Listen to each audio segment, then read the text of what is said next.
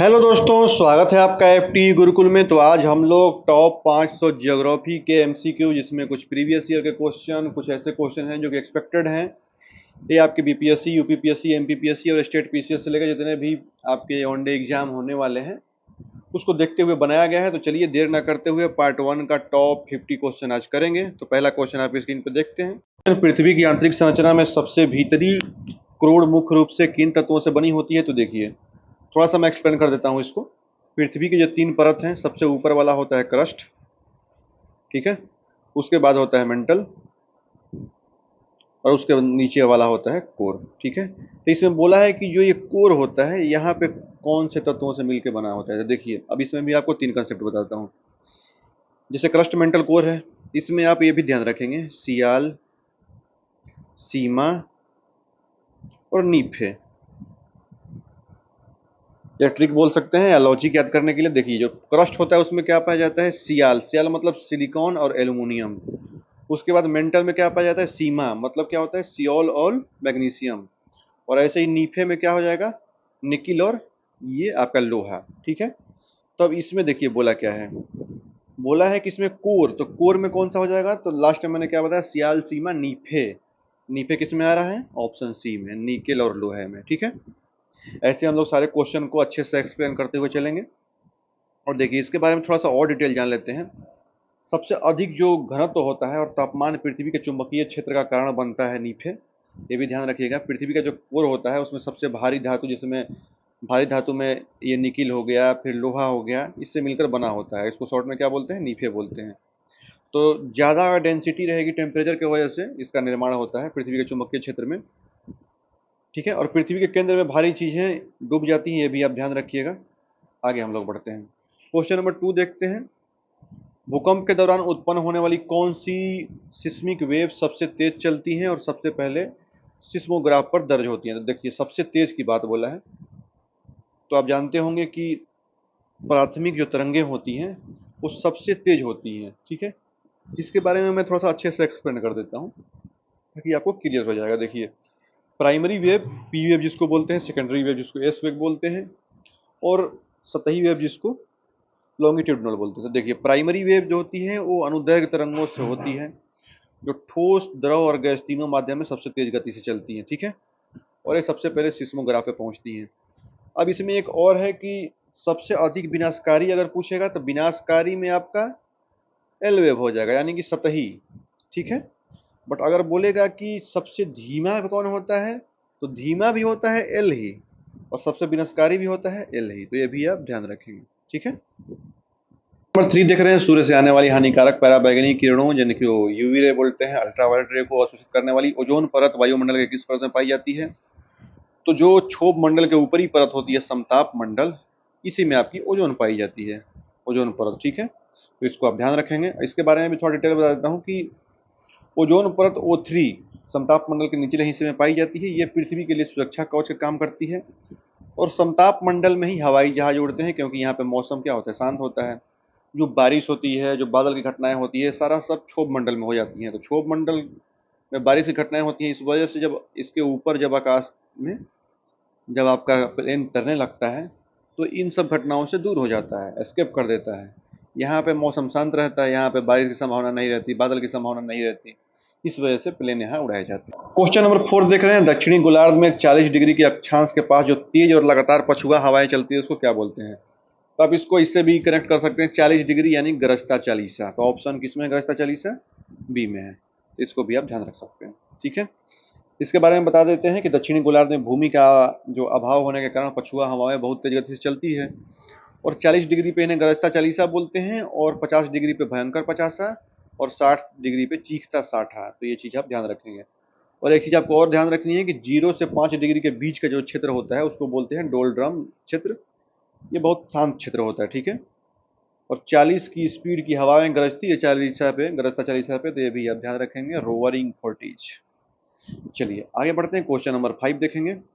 Atlantic महासागर की कौन सी जलधारा है जो प्रकृति में गर्म है और इसे यूरोप का गर्म कंबल भी कहा जाता है? तो गल्फ स्ट्रीम जो है ये वार्म होती है, ठीक है, वार्म जलधारा है, और इसको बोलते हैं यूरोप का कंबल। तो ऑप्शन आप देख रहे होंगे सी, गल्फ स्ट्रीम, ठीक है।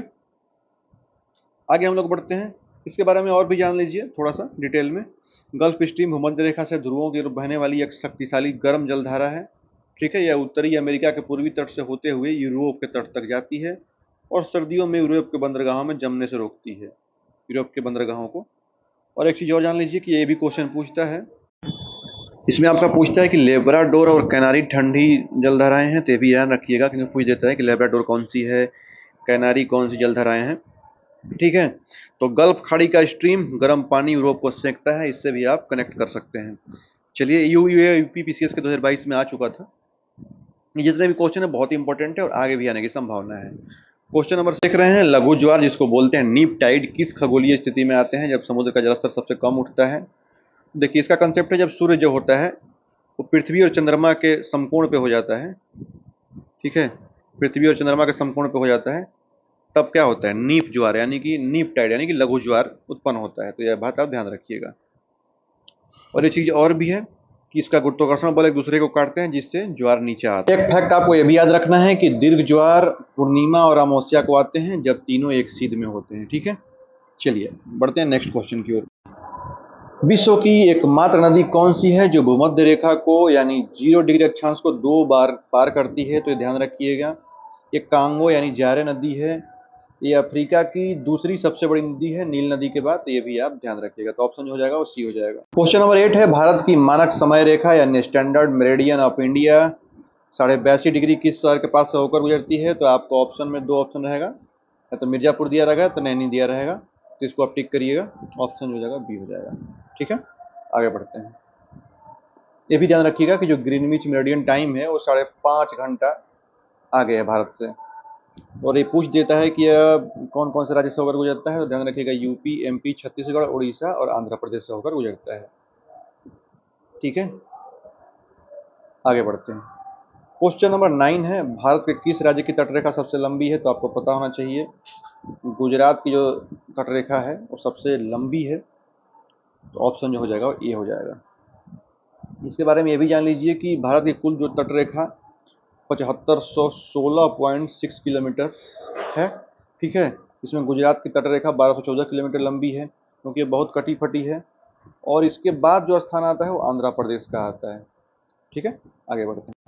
क्वेश्चन नंबर 10 देख रहे हैं, पश्चिमी घाट और पूर्वी घाट का मिलन स्थल कौन सी पहाड़ियां हैं? तो आपको पता होना चाहिए नीलगिरी की पहाड़ी है। अब पश्चिमी घाट और पूर्वी घाट का जब मिलन स्थल देखेंगे, इसमें नीलगिरी की पहाड़ी ऑप्शन जो हो जाएगा वो बी में हो जाएगा। ठीक है, इसके बारे में भी बता देता हूँ कि नीलगिरी पहाड़ियाँ जो कि तमिलनाडु में, उसके बाद केरला में, कर्नाटक की सीमा पर है और पश्चिमी घाट और पूर्वी घाट को जोड़ती हैं। इन्हें ब्लू माउंटेन भी कहा जाता है। और डोडा बेटा नीलगिरी की सबसे ऊंची चोटी है। अगर ये पूछ देगा तो ये भी आप ध्यान रखेंगे। क्वेश्चन नंबर 11 है, निम्नलिखित में से कौन सी नदी भ्रंश घाटी से होकर बहती है और अरब सागर में गिरती है? तो आप जानते होंगे नर्मदा नदी, और एक अगर ये नहीं रहेगा ताप्ती नदी भी ध्यान रखेंगे, रिफ्ट वैली से होकर अरब सागर में गिरती है, तो ऑप्शन सी हो जाएगा। ठीक है, अब इसके बारे में बता दूं कि नर्मदा नदी विंध्य और सतपुड़ा पर्वत के जो बीच की एक जो रिफ्ट वैली से होकर पश्चिम की ओर बहती है। और ये जो बोल रहा था मैं कि डेल्टा नहीं बनाती है, ज्वार नद मुख बनाती है, यानी एस्चुरी बनाती है। तो आप ध्यान रखिएगा नर्मदा और ताप्ती नदी। और ये भी है कि इसका निर्माण जो होता है वो खंबात की खाड़ी अरब सागर में गिरती है, और इसका निर्माण करते हुए, एस्चुरी का निर्माण करते हुए ये खंबात की खाड़ी में गिर जाती है। ये भी आप ध्यान रखेंगे। आगे हम लोग बढ़ते हैं। क्वेश्चन नंबर 12 है, भारत की सबसे बड़ी मीठे पानी की झील, तो ये है उलर झील। ऑप्शन जो हो जाएगा वो बी हो जाएगा, largest fresh water of lake. ये जम्मू कश्मीर में है। और ये भी ध्यान रखिएगा कि यह प्लेट टेक्टोनिक गतिविधि से बनी है और झेलम नदी इसके माध्यम से बहती है। ये भी पूछ जाता है कि उलर नदी में जो उलर झील में जो है वो पानी कहाँ से आता है, किस माध्यम से आता है? तो झेलम नदी, आप ध्यान रखिएगा यही इसका स्रोत है। और एक चीज़ मैं आपको और बता दूं कि चिल्का जो उड़ीसा की है, उससे खारे पानी की सबसे बड़ी लैगून झील है। ठीक है, तो इसको भी आप ध्यान रखेंगे। आगे हम लोग बढ़ते हैं। क्वेश्चन नंबर 13 है, विश्व का एकमात्र तैरता हुआ राष्ट्रीय उद्यान किस झील पर स्थित है? तो ये मणिपुर में है, लोकटक झील पे स्थित है तैरता हुआ राष्ट्रीय उद्यान, तो इसको आप ध्यान रखेंगे। और यह तैरते हुए वनस्पति और संगाई हिरण के लिए प्रसिद्ध है।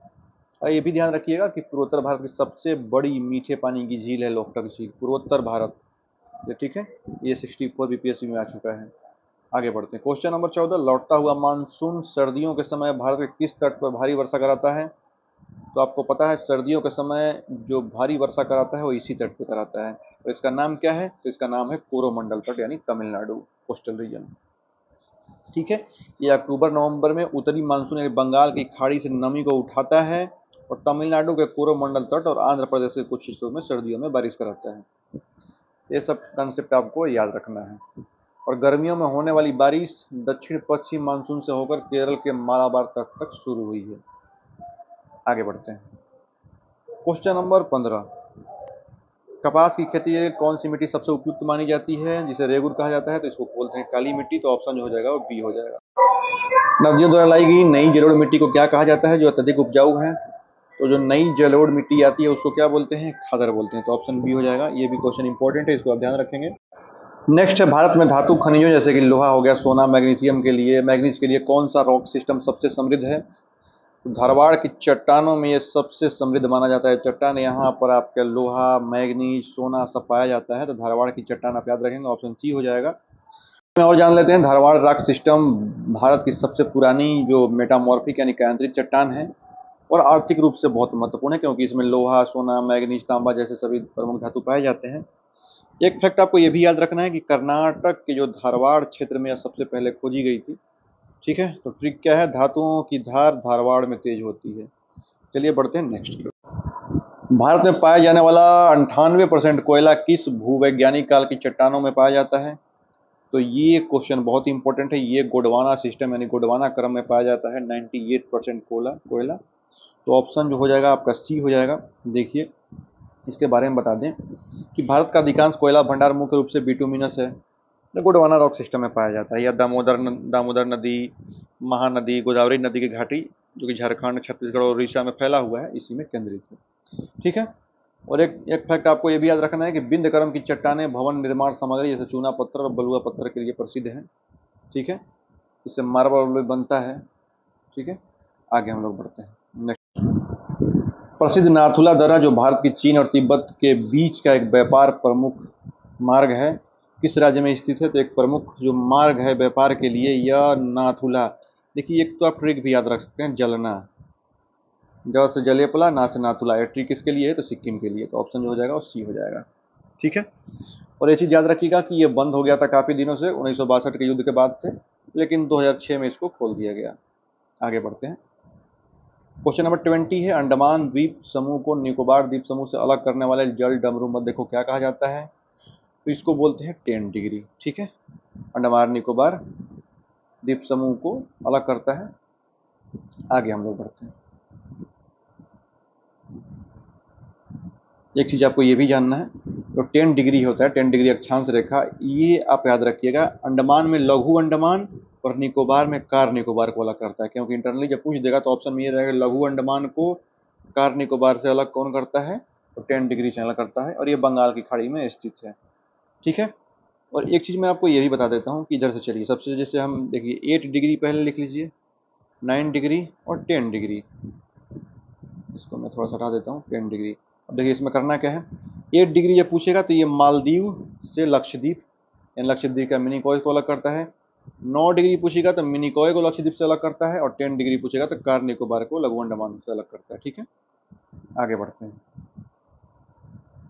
क्वेश्चन नंबर 21 है, भारत और श्रीलंका को अलग करने वाली जल संधि का क्या नाम है? तो बहुत इजी क्वेश्चन है, पाक जल डमरू मध्य। ऑप्शन सी हो जाएगा।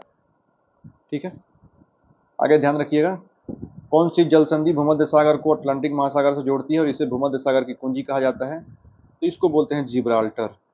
ठीक है, ये भूमध्य सागर को अटलांटिक महासागर से जोड़ती है और इसी को की ऑफ द मेडिटेरेनियन कहा जाता है। तो ऑप्शन आप ध्यान रखेंगे।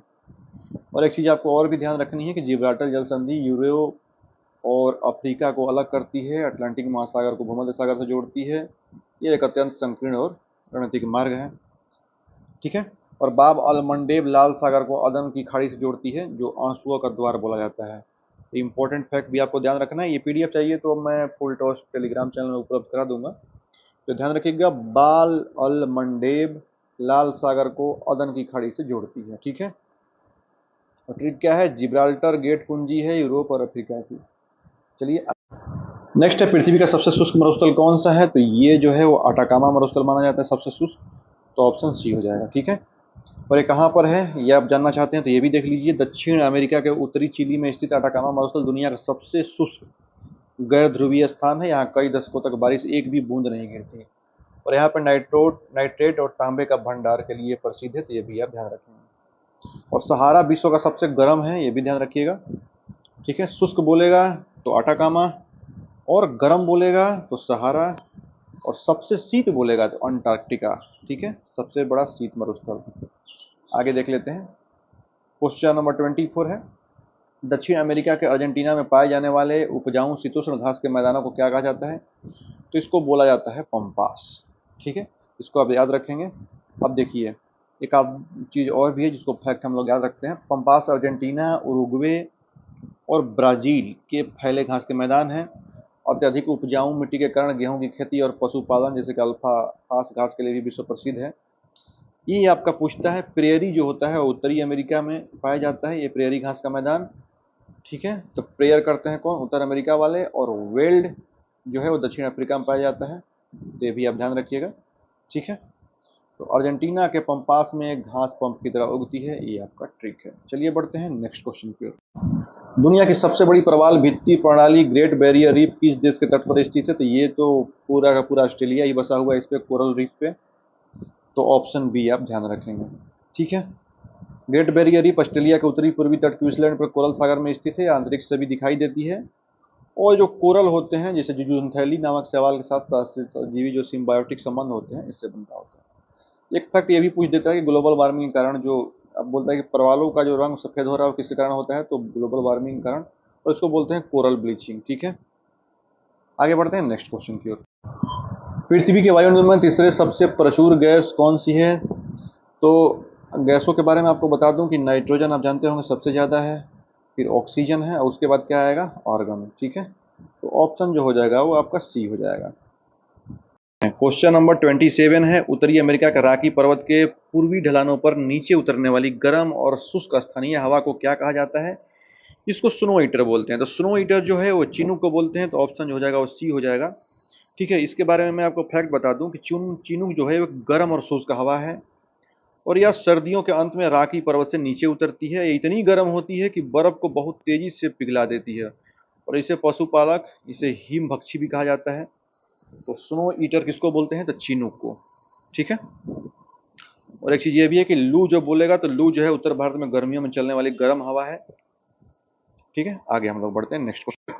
ये भी क्वेश्चन कई बार आ चुका है, दुनिया का सबसे गहरा समुद्री गर्त यानी मैरियाना ट्रेंच किस महासागर में स्थित है? तो ये तो है प्रशांत महासागर में, आपको पता होना चाहिए। आगे इसका फैक्ट भी देख लीजिए। इसकी गहराई जो है वो 11,034 मीटर है, जो माउंट एवरेस्ट से भी गहरा है। और एक चीज़ ये भी है कि इसका सबसे गहरा बिंदु पूछेगा तो ध्यान रखिएगा चैलेंजर द्वीप है। ठीक है, आगे क्वेश्चन नंबर 29 है, सौरमंडल का कौन सा ग्रह सबसे गर्म है और यह भयंकर ग्रीन हाउस प्रभाव पाया जाता है? तो ये आपका यूरेनस हो जाएगा। यूरेनस ऑप्शन बी में है। यहाँ पे क्या है कि CO2 की मात्रा बहुत ज़्यादा होती है, इस वजह से सबसे गर्म ग्रह माना जाता है, हॉटेस्ट प्लानेट। बढ़ते हैं नेक्स्ट क्वेश्चन की ओर। इसके बारे में थोड़ा सा फैक्ट भी जान लीजिए कि जो वायुमंडल में 96% के करीब CO2 पाया जाता है, और यह सूर्य की ऊष्मा को रोककर भयंकर ग्रीन हाउस गैस उत्पन्न करता है। देख लेते हैं नेक्स्ट। आगे क्वेश्चन नंबर 30 है, अंतर्राष्ट्रीय तिथि रेखा यानी इंटरनेशनल डेट लाइन आइडियल लगभग 180 देशांतर का अनुसरण करती है। यह किस जल संधि से होकर गुजरती है? तो ध्यान रखेंगे बेरिंग स्टेट से होकर गुजरती है। ऑप्शन जो हो जाएगा वो बी हो जाएगा। इसके बारे में फैक्ट जान लेते हैं कि आइडियल जो होती है एक काल्पनिक रेखा है जहां एक दिन से दूसरे दिन में परिवर्तन होता है। यह प्रशांत महासागर के बीचों बीच जो बेरिंग जल संधि है, बेरिंग जल संधि आपसे पूछेगा तो रूस और अलास्का के बीच से होकर गुजरती है। ठीक है, और भूभागों से बचने के लिए कई जगह जिगजैग किया गया है, तो इसको भी आप ध्यान रखेंगे। तो आइडियल पूर्व से पश्चिम पार करने के लिए एक दिन को जोड़ना पड़ता है। आगे हम लोग बढ़ते हैं नेक्स्ट क्वेश्चन की ओर। भारत का पहला बायोस्फीयर रिजर्व कौन सा है जिसे 1986 में स्थापित किया गया? तो ये 1986 में नीलगिरी बायोस्फीयर रिजर्व है, तो ऑप्शन जो हो जाएगा वो सी हो जाएगा। देखिए, नीलगिरी बायोस्फीयर रिजर्व भारत का पहला 1986 में सबसे महत्वपूर्ण संरक्षित क्षेत्र है, और यह पश्चिमी घाट में स्थित है। 3 राज्य कर्नाटक, केरल और तमिलनाडु में फैला हुआ है, ये भी पूछ देता है। ठीक है, और इम्पोर्टेंट फैक्ट में यह है कि यह शेर पूंछ वाले मकाक और नीलगिरी तहर के लिए प्रसिद्ध है। ठीक है, बढ़ते हैं नेक्स्ट क्वेश्चन की ओर। ये तो आप बहुत बार देखे होंगे, असम में स्थित काजीरंगा राष्ट्रीय उद्यान किस लुप्तप्राय जानवर के लिए प्रसिद्ध है? तो ये एक सींग वाले गैंडा के लिए बहुत ही प्रसिद्ध है काजीरंगा राष्ट्रीय उद्यान, जो कि असम में है। ये कई बार रिपीट कर चुका है। बढ़ते हैं नेक्स्ट क्वेश्चन की ओर। जब कोई नदी समुद्र में मिलने से पहले कई शाखाओं में न बढ़कर सीधे समुद्र में गिरती है और डेल्टा के बजाय एक संकरी घाटी बनाती है, जिसको बोलते हैं एस्चुरी, तो उसे क्या बोलते हैं? तो संकरी घाटी बनाते हैं तो उसको क्या बोलते हैं? एस्चुरी बोलते हैं, ज्वारनदमुख बोलते हैं। तो ऑप्शन जो हो जाएगा वो बी हो जाएगा। आगे हम लोग बढ़ते हैं, और एक चीज़ ये भी जान लीजिए कि पूर्व की ओर बहने वाली नदियाँ में गंगा और गोदावरी जो डेल्टा बनाती हैं, तो ये भी क्वेश्चन पूछ देता है। आगे बढ़ते हैं। महानदी पर बना भारत का सबसे लंबा बांध कौन सा है? तो ये तो हीराकुंड बांध है। ऑप्शन जो हो जाएगा वो सी हो जाएगा। ठीक है, इसके बारे में बता दूं कि उड़ीसा का जो संबलपुर है वहाँ पर ये बांध बना हुआ है और दुनिया के सबसे लंबे मिट्टी के बांधों में से एक है। इसकी लंबाई जो है 4.8 किलोमीटर लंबी है। ठीक है, और टिहरी बांध जो भागीरथी नदी पर है, ये भारत का सबसे ऊंचा है। टिहरी गढ़वाल उत्तराखंड, ध्यान रखेंगे तो टिहरी बांध भागीरथी नदी। आगे बढ़ते हैं नेक्स्ट क्वेश्चन की ओर। नेक्स्ट है गुजरात के कच्छ की खाड़ी में स्थित कैंडला बंदरगाह किस प्रकार का बंदरगाह है? कैंडला बंदरगाह आपको पता होना चाहिए, ये ज्वारीय बंदरगाह है, टाइडल फोर्ट है। ऑप्शन बी हो जाएगा। देखिए कैंडला, जिसका अब नाम हो गया है दीनदयाल बंदरगाह, एक प्राकृतिक ज्वारीय टाइडल बंदरगाह है और यह उत्तर भारत के विशाल जो हिटरलैंड को सेवा प्रदान करता है, जिसमें विशेष आर्थिक क्षेत्र जो होता है, स्पेशल इकोनॉमी जोन स्थापित करने वाला यह जो पहला बंदरगाह है, तो ये भी ध्यान रखिएगा। एक फैक्ट इंपॉर्टेंट ये भी है कि कोलकाता बंदरगाह जो कि हुगली नदी पर है, एक नदीय बंदरगाह है, तो इसको भी आप याद रखेंगे। आगे बढ़ते हैं नेक्स्ट क्वेश्चन। विश्व का सबसे बड़ा नदी द्वीप माजुली किस नदी पर है? तो जानते होंगे ये तो ब्रह्मपुत्र नदी पर है, और सबसे बड़ा जो डेल्टा है वो गंगा और ब्रह्मपुत्र के जो तटीय क्षेत्र है बंगाल और बांग्लादेश में फैला हुआ है, वहाँ पे बनता है, तो ये भी आप ध्यान रखिएगा। ठीक है, तो असम में ब्रह्मपुत्र नदी के मध्य में स्थित माजुली दुनिया का सबसे बड़ा नदी द्वीप है और यह भारत का पहला ऐसा द्वीप है जिसे डिस्ट्रिक्ट का दर्जा दिया गया है। पूरा एक जिला बसा हुआ है, ये आप ध्यान रखेंगे। ठीक है, ये भी बात है कि लगातार बाढ़ और मिट्टी के कटाव के कारण इसका क्षेत्रफल घट रहा है। भारत का एकमात्र सक्रिय ज्वालामुखी कहाँ पर स्थित है? तो ये जो है सक्रिय ज्वालामुखी, ऑप्शन आप देख रहे हैं ए बी सी डी, तो ये आपके बैरन द्वीप जो है अंडमान निकोबार में, ये सक्रिय ज्वालामुखी है। ठीक है, इसको आप ध्यान रखेंगे, भारत और पूरे दक्षिण एशिया का एकमात्र सक्रिय ज्वालामुखी है। और एक बात ये भी याद रखनी है कि नारकोंडम जो कि अंडमान निकोबार में ही है, ये प्रसुप्त है, डोरमेंट ज्वालामुखी है, तो इसको आप ध्यान रखेंगे। बढ़ते हैं नेक्स्ट क्वेश्चन की ओर। अरावली पर्वतमाला जो दुनिया की सबसे पुरानी वलित पर्वतमाला में से एक है, सबसे ऊंची चोटी कौन सी है इसकी? तो ये गुरु शिखर जो माउंट आबू में स्थित है, राजस्थान में। इजी क्वेश्चन है, इसको ध्यान रखें। क्वेश्चन नंबर 39 है, उत्तरी पूर्वी भारत में काटो और जलाओ प्रकार की स्थानांतरित कृषि किस नाम से जानी जाती है? तो ये झूमिंग खेती है। ऑप्शन सी हो जाएगा। इसके बारे में मैं आपको डिटेल में बता देता हूँ कि देखिए, जब किसान करते क्या है, जंगल के एक हिस्से को काट कर जला देते हैं और उसकी राख में खेती करते हैं, तो कुछ साल बाद मिट्टी की उर्वरता खत्म हो जाती है, तो उस जगह को छोड़ के नई जगह चले जाते हैं। ठीक है, इसको क्या बोलते हैं? झूम कृषि को कहते हैं। और ये भी पूछ देता है कि इसको मध्य प्रदेश में क्या बोलते हैं? तो मध्य प्रदेश में इसको बोलते हैं बेवर, ब्राज़ील में इसको बोलते हैं रोका और श्रीलंका में इसको बोलते हैं चेना। ठीक है, तो ये तो पूछता बहुत ज़्यादा है। श्रीलंका में झूम खेती को क्या बोलते हैं? तो चेना बोलते हैं। मध्य प्रदेश में बेवर बोलते हैं, ब्राज़ील में रोका बोलते हैं। बढ़ते हैं नेक्स्ट क्वेश्चन। नेक्स्ट है, हमारे सौर मंडल के वे दो ग्रह कौन से हैं जो अन्य ग्रहों की तुलना में विपरीत दिशा में घूर्णन करते हैं? तो ये भी ट्रिक याद रखिएगा, MVEM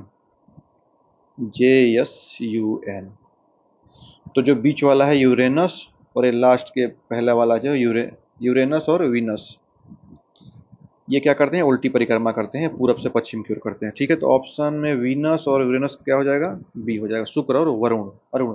ठीक है, अब देखिए इसमें पृथ्वी, देखिए अधिकांश जो होता है वो ग्रह जो होता है वेस्ट से ईस्ट की ओर, यानी कि पश्चिम से पूर्व की ओर घूमते हैं, लेकिन जो शुक्र होता है और अरुण होता है ये पूर्व से पश्चिम की ओर उल्टे घूमते हैं, इसलिए यहाँ पे सूर्योदय पश्चिम में होता है। आगे बढ़ते हैं नेक्स्ट। आयतन और पानी की मात्रा के हिसाब से दुनिया की सबसे गहरी झील कौन सी है? तो ये तो बैकाल झील है, आप जानते होंगे। ऑप्शन हो जाएगा वो सी हो जाएगा। ठीक है, बैकाल झील की जो गहराई है वो 1642 मीटर है, यानी लगभग 1.5 किलोमीटर गहरी है और सबसे पुरानी मीठे पानी की झील है। और जो ये भी पूछता है, दुनिया की कुल तरल ताजे पानी का 20% इसी झील में पाया जाता है। ठीक है, कैस्पियन सागर क्षेत्रफल के हिसाब से दुनिया की सबसे बड़ी खारे पानी की झील है, तो कैस्पियन सागर को आप याद रखेंगे। बढ़ते हैं 42 नंबर है, भारत और चीन के बीच अंतर्राष्ट्रीय सीमा रेखा को क्या कहा जाता है? तो भारत और चीन के बीच मैकमोहन। और रेड क्लिफ बोलेगा तो आप ध्यान रखिएगा, भारत और पाकिस्तान के बीच रेड लाइन हमेशा बिछी रहती है, हमेशा झगड़ा होता रहता है, तो इससे भी ध्यान रख सकते हैं रेड क्लिफ। नेक्स्ट देख रहे हैं क्वेश्चन नंबर 43 है, पेरू के तट प्रशांत महासागर के पास बहने वाली उस ठंडी जलधारा का क्या नाम है जिसको एल नीनो के दौरान तापमान बढ़ जाता है। तो एल नीनो के दौरान जब तापमान बढ़ जाता है तो इसको बोलते हैं हम्बोल्ट जलधारा। ठीक है, ये पेरू के तट के पास बहने वाली ठंडी जलधारा है। तो हम्बोल्ट पूछेगा तो ठंडी जलधारा आप ध्यान रखेंगे, गल्फ स्ट्रीम गर्म जलधारा है। ठीक है, और कैनारी ठंडी जलधारा है, तो ये भी आप ध्यान रखेंगे। ठीक है, अगुलहास हिंद महासागर में पाई जाने वाली एक गर्म जलधारा है, तो ये भी आप ध्यान रखिएगा, पूछ देता है। बढ़ते हैं नेक्स्ट क्वेश्चन की ओर। अफ्रीका की वो कौन सी नदी है जो मकर रेखा को 2 बार काटती है। तो मकर रेखा को काटती है लिम्पोपो। तो ऑप्शन जो हो जाएगा वो बी हो जाएगा। ठीक है, लिम्पोपो नदी दक्षिण अफ्रीका, बोत्सवाना और जिम्बाब्वे से होकर बहती है और हिंद महासागर में गिरती है या मकर रेखा को 2 बार काटती है। ठीक है, इंपॉर्टेंट फैक्ट जान लीजिए कि कांगो भूमध्य रेखा को और भारत की माही नदी कर्क रेखा को 2 बार काटती है। तो कर्क माही, भूमध्य कांगो, मकर लिम्पो। ठीक है, मैंने एक ये भी ट्रिक बनाया था, आप चाहे तो यूज कर सकते हैं, भूकमली कम भूमध्य सागर कांगो रेखा, उसके बाद भूकमली, फिर ये देखिए मकर रेखा लिम्पोपो, उसके बाद क्या है कम से क्या रखें कर्क रेखा माही नदी। ठीक है, इससे आप कनेक्ट कर सकते हैं। बढ़ते हैं, कर्क रेखा यानी 23.5 degree tropic of cancer Bharat के कितने राज्यों से होकर गुजरती है। तो टोटल ये भारत के 8 राज्यों से होकर गुजरती है। तो ऑप्शन जो हो जाएगा वो सी हो जाएगा। आप जानते होंगे मित्र पर गमछा झार एक ट्रिक भी है जो कर्क रेखा की है, मिजोरम, त्रिपुरा। उसके बाद मित्र पर से हो जाएगा पश्चिम बंगाल, राजस्थान, ऐसे ही छत्तीसगढ़, झारखंड आप देख रहे हैं। और एक बार और जान लीजिए, माही नदी जो कि गुजरात और राजस्थान में बहती है, कर्क रेखा को 2 बार काटती है। इंपॉर्टेंट क्वेश्चन है, कई बार रिपीट कर चुका है, इसलिए मैंने इसको बार बार हाईलाइट किया है। और मैंने ट्रिक भी रख दिया, चाहे तो पीडीएफ से देख सकते हैं। मित्र पर गमछा छार, मिजोरम, त्रिपुरा, पश्चिम बंगाल, राजस्थान, गुजरात, मध्य प्रदेश और छत्तीसगढ़, झारखंड। ठीक है, बढ़ते हैं नेक्स्ट। विश्व का सबसे गर्म मरुस्थल, तो मैंने बताया आपको सहारा मरुस्थल सबसे गर्म है, और शुष्क बोलेगा तो अटाकामा है। तो दोनों में डिफरेंस आप याद रखिएगा। ठीक है, और क्षेत्रफल की दृष्टि से अंटार्कटिका और आर्कटिक जो कि शीत मरुस्थल है, दुनिया का तीसरा सबसे बड़ा मरुस्थल है। एक ये भी ध्यान रखिएगा कि जो कालाहारी मरुस्थल है अफ्रीका के बोत्सवाना और नामीबिया में स्थित है, कालाहारी। ठीक है, उत्तरी गोलार्ध के उच्च अक्षांशों में पाए जाने वाले शंकुधारी वनों को किस नाम से जाना जाता है। तो इसको शंकुधारी जो वन होते हैं वो कनाडा और रूस में पाए जाते हैं, इसको बोला जाता है टैगा। याद रखिएगा टैगा। टैगा बोरियल वन दुनिया का सबसे बड़ा स्थलीय बायोम है, और इनमें मुख्य रूप से सदाबहार शंकुधारी पेड़, चीड़, देवदार, स्प्रूस पाए जाते हैं जो बर्फबारी सहने के लिए अनुकूल होते हैं। बढ़ते हैं नेक्स्ट। एक चीज ये भी ध्यान रख लीजिए कि टुंड्रा क्षेत्र टैगा के उत्तर में है, जो पेड़ विहीन जमा हुआ क्षेत्र है। भारत के किस राज्य में वन क्षेत्र का जो क्षेत्रफल परसेंटेज है सबसे अधिक है। तो ये मध्य प्रदेश है, ऑप्शन बी हो जाएगा। जिसके बाद अरुणाचल प्रदेश और छत्तीसगढ़ आता है, तो ये ध्यान रखेंगे। बढ़ते हैं नेक्स्ट है, विश्व का वह एकमात्र महाद्वीप कौन सा है जिससे होकर कर्क रेखा, भूमध्य रेखा और मकर रेखा तीनों गुजरती है। तो ये जो है ये आपका अफ्रीका है, तो ऑप्शन बी हो जाएगा अफ्रीका, ऑप्शन सी हो जाएगा। इसके बारे में आपको बता दूं कि 0 डिग्री इक्वेटर, उसके बाद tropic of cancer, tropic of capricorn, ये तीनों गुजरती है। और एक बात ये भी ध्यान रखिएगा कि अफ्रीका को अंध महाद्वीप भी कहा जाता है, डार्क कंटिनेंट। ठीक है, आगे बढ़ते हैं। नेक्स्ट है, सूर्य ग्रहण की खगोलीय घटना कब होती है। तो सूर्य ग्रहण की जो खगोलीय घटना होती है जब चंद्रमा सूर्य और पृथ्वी के बीच आ जाता है। कहाँ पर है, जब चंद्रमा सूर्य पृथ्वी, ऑप्शन जो हो जाएगा वो बी हो जाएगा। ठीक है, इसके बारे में आपको डिटेल बता देता हूँ। सूर्य ग्रहण जो होता है, न्यू मून जिसको बोलते हैं, हमेशा अमावस्या का दिन तब होता है जब चंद्रमा जो होता है वो सूर्य और पृथ्वी के ठीक बीच में आ जाता है, और जिससे होता क्या है कि सूर्य का प्रकाश हमको पृथ्वी तक नहीं पहुंच पाता, तो चंद्रमा की छाया पृथ्वी पर पड़ती है, जिससे क्या होता है, सूर्य ग्रहण होता है। और चंद्र ग्रहण जो बोलेगा, लूनर एक्लिप्स, ये पूर्णिमा को होता है चंद्र ग्रहण। चंद्र ग्रहण में होता क्या है कि जब पृथ्वी जो होती है वो सूर्य और चंद्रमा के बीच में आ जाती है, तो चंद्र ग्रहण होता है। ठीक है, तो ध्यान रखेंगे। आगे बढ़ते हैं नेक्स्ट क्वेश्चन की। तो ये था आपका टॉप 50 ज्योग्राफी के क्वेश्चन है, कई बार प्रीवियस ईयर क्वेश्चन जो कि कई विभिन्न एग्जामों में पूछे जा चुके हैं। और ये बार बार आप देखेंगे तो याद हो जाएगा, 1 से 2 बार देखिएगा। तो इसका पीडीएफ चाहिए तो फुल टॉस टेलीग्राम चैनल पे उपलब्ध है। बाकी अच्छा लगा हो तो एक लाइक जरूर करके जाइएगा। मिलते हैं नेक्स्ट वीडियो में। जय